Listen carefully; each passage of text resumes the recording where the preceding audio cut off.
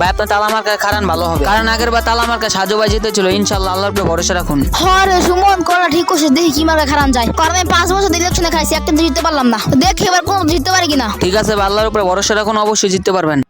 আরে আজান তো দিয়ে দিয়েছে, যাই নামাজটা পড়ে আসি। আর ওখানে রাকিব ভাই সুমন ভাই বসে রয়েছে না, তাদের নামাজের জন্য ডাক দিই। আসসালামু আলাইকুম রাকিব ভাই। ওয়ালাইকুম আসসালাম। ইমাম সাহেব কিছু বলবেন? না আজান তো দিয়ে দিয়েছে, চলেন সবাই মিলে নামাজ যাই। এই আপনার মাথা কি জ্ঞান নাই? আপনারা নামাজের লেগে ডাকতেছেন কি লিগে? এমনি প্যারাই বয়ে রয়েছে জানেন দেন।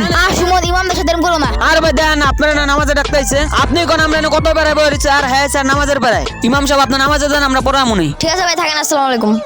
ইমাম সাহেব এদিকে আসেন। জি ভাই কিছু বলবেন? আপনি সুমনের কথা কিছু মনে করেন না, চলো নামাজ যাই। ঠিক আছে ভাই চলেন। যাইতেছে না ভাই, দেখেন এবার আপনি ইলেকশনে হারবেন। হে আল্লাহ, আমি নামাজ পড়ে আসলাম, আমাকে ইলেকশনে জিতিয়ে দাও। আর হয়তো রাকিব ভাই আছে, তারা যা খুশির খবরটা দেই। দাঁড়ান রাকিব ভাই, খুশির খবর আছে। কি খুশির খবর সুমন? ভাই খুশির খবরটা হলে এবার তো আপনার ভোটে জিতে গেছেন এবার। কি কর সুমন, তোমার সত্যি? বিশ্বাস না হলে আপনি ভোট চেক করেন। ঠিক আছে চল।